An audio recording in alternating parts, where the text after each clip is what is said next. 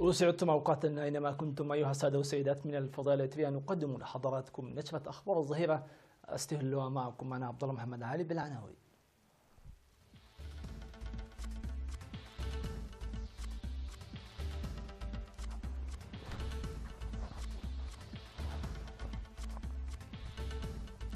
إجراء جراحة عيون ناجحة في مصوع. السيول تتسبب بأضرار بليغة في البنية الزراعية بمديرية شعب. ارتفاع المشاركة في التعليم ب4 أضعاف في غنفولوم. رئيس بوتين يبدأ ولاية جديدة ويحتفظ بميدفديف رئيس الوزراء. والرئيس الإيطالي يقترح حكومة حيادية. قتيلين في تصادم قطارين بجنوب ألمانيا.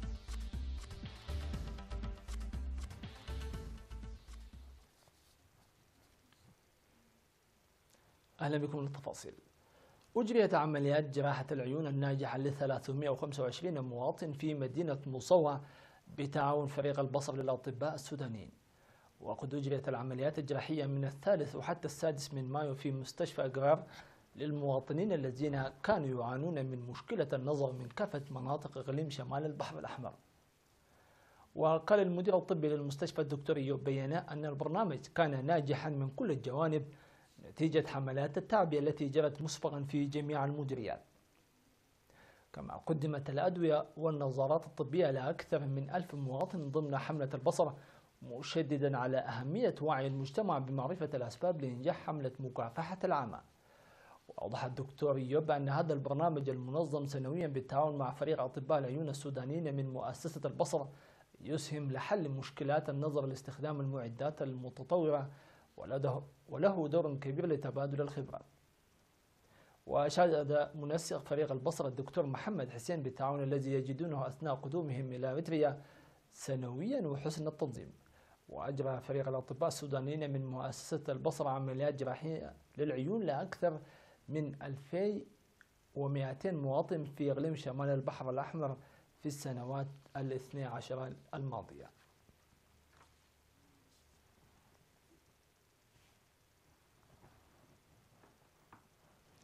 تسببت السيول المنحدرة من الجبال العالية في 25 من أبريل المنصرم بأضرار كبيرة في البنية الزراعية الموجودة في مديرية شعب. وأكدت المعلومات أن الفيضانات تسببت بأضرار في أكثر من 3500 هكتار من الأراضي الزراعية. وأفاد مكتب وزارة الزراعة في المديرية أن الدمار لحق بضواحي منشب وتيلوك وقدقد ووقير ولابة ومناطق أخرى، وضرت أيضا بالأعمال التي قام بها المزارعون لإصلاح الجراف وحماية التربة وحفظ المياه. وقال رئيس جمعية مزارعي شعب السيد محمد نور موسى شريف أن المزارعين ورغم كبر حجم الدمار سيعملون لتمهيد وصيانة مزارعهم بتنسيق قدراتهم، مناديا للحصول على دعم الجهات المختصة. وكان المزارعون قد قاموا بصيانة الحواجز المائية التي جرفتها السيول العام الماضي، وتقديم الحكومة الدعم الآلي لصيانة حوالي 14,000 متر من الحواجز كانت فوق قدرات المزارعين. ويوجد في مديرية شعب أكثر من 19,000 هكتار ينمو بموسمي الأمطار الصيفية والشتوية.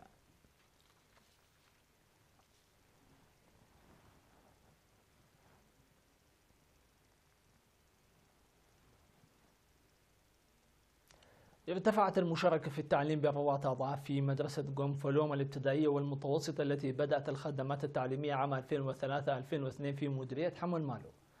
وقال مدير المدرسة الأستاذ محمد سعيد حامد أن المدرسة شهدت بداية ب3 فصول دراسية للمرحلة الابتدائية، لكن العدد ارتفع مع الوقت بزيادة 400% مما يستدعي بناء فصول إضافية. وأشار إلى أن طلاب المرحلة المتوسطة كانوا يذهبون في السابق إلى حمل مالو قاطعين مسافة 4 كيلومترات، وفي عام 2013-2014 انتقلت المدرسة إلى المرحلة المتوسطة وضعا في الاعتبار تزايد عدد الطلاب، غير أن نقص الفصول الدراسية لم يجد الحل حتى الآن. وذكر المسؤول بأن نصف الطلاب يدرسون في أكواخ عشبية حتى إيجاد الحل الدائم، داعيا الجهات المختصة لاتخاذ خطوات سريعة لتشجيع وتجميع السكان. وتقدم المدرسة الدراسة ل 454 طالبا في فترتين، بينهم 210 طالبة.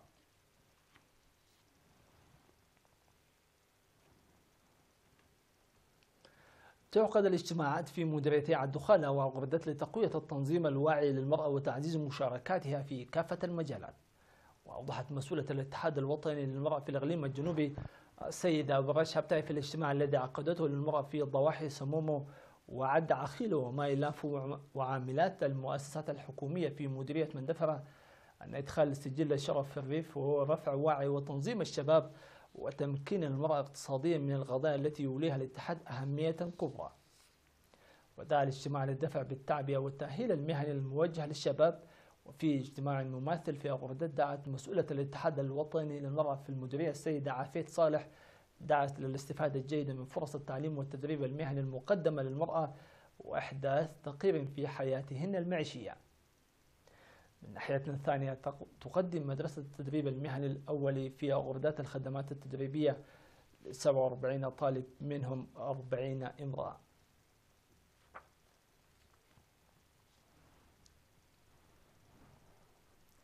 نظم أسبوع المدارس الثقافي والرياضي في مديريتي فرو وكرن.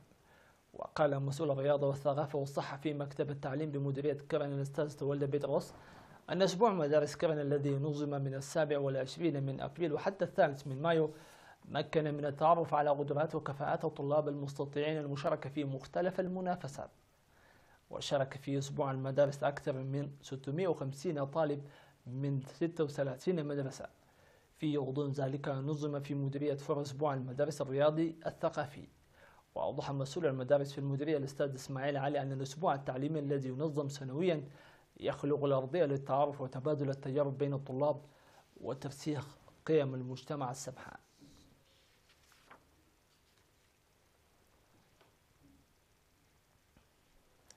إلى فاصل قصير ثم نوافيكم بالأنباء العالمية فتفضلوا بالبقاء معنا.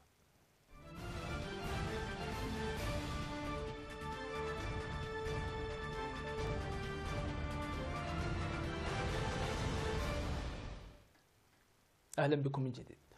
رشح الرئيس الروسي فلاديمير بوتين بعد تنصيبه للفترة الرئاسية الجديدة رئيس وزرائه ديمتري ميدفيديف لرئاسة الحكومة مرة أخرى. ووقف بوتين في قاعة أندريفسكي بالكرملين ووضع يده على نسخة منقوشة بالذهب من الدستور وأقسم على أن يخدم الشعب الروسي ويحمي الحقوق والحريات ويدافع عن سيادة البلاد. وبذلك ينصب بوتين رئيسا لفترة الولايات الرابعة بعد شهرين من الانتخابات الرئاسية حصل فيها على نسبة تجاوزت 70% من الأصوات. وبعد التنصيب أصدر الكرملين بيانا قال فيه أن بوتين رشح ميدفيديف رئيسا للوزراء خلال الفترة الرئاسية الجديدة ويتولى ميدفيديف المنصب منذ عام 2012. وفي خطاب له بعد أداء اليمين قال بوتين أن السنوات الستة المقبلة ستشهد على رد روسيا كلاعب قوي على الساحة العالمية بدعمه جيش قوي، مضيفا أنه سيبذل قصارى جهد لتحسين حياة المواطنين الروس. أعلن الرئيس الإيطالي سيرجيو ماتاريلا أنه سيقترح تشكيل حكومة حيادية تدير البلاد حتى ديسمبر المقبل في ضوء عدم التوصل إلى اتفاق على غالبية برلمانية بين القوى السياسية. ومن دون أن يحدد من سيترأس هذه الحكومة دعا ماتاريلا الأحزاب إلى التحلي بالمسؤولية عبر تأييد هذه الخطوة وإلا اضطر إلى الدعوة لانتخابات جديدة في يوليو. وأمام وسائل الإعلام في ختام يوم أخير من المشاورات بعد أكثر من شهرين من الانتخابات 4 من مارس، أوضح الرئيس أن الحكومة ستكلف الحفاظ على حضور إيطاليا على الساحة الدولية وإقرار موازنة 2019 قبل انتخابات جديدة في بداية العام المقبل. ويهدف الائتلاف إلى تشكيل حكومة أقلية، مؤكدا أنه يحظى بتأييد بضع عشرات من النواب في صفوف الأحزاب الأخرى لتنال الحكومة الثقة.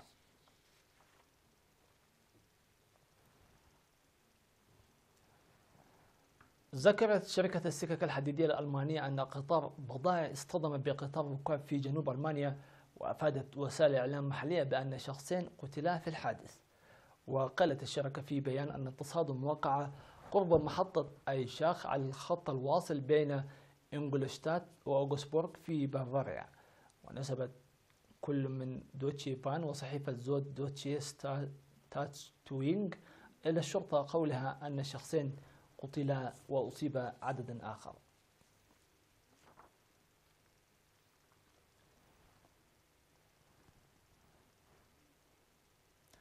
خاض أكثر من 100 من البقر معركة سنوية تقليدية معروفة باسم معركة الملكات في الساحة الألبية في منطقة كانتون فيلسا السويسرية لتتويج الملكة الوطنية لعام 2018. وشهد 10,000 شخص معركة الملكات السنوية والتي تستمر لساعات طوال، وهي مسابقة سويسرية تقليدية تقام للفوز بلقب الملكة، ويشمل السباق 6 فئات بأوزان مختلفة وفق المنظمين.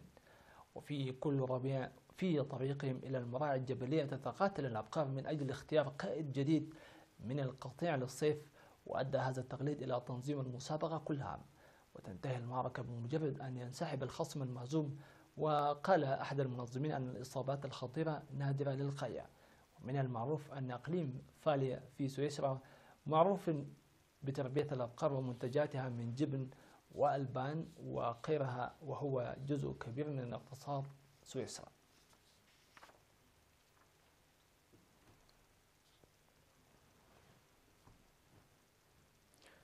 مع هذه المحطة نصل وياكم المشاهدين الأفاضل إلى ختام هذه النشرة. نشكركم على حسن المتابعة والإصغاء. في أمان الله وحفظه.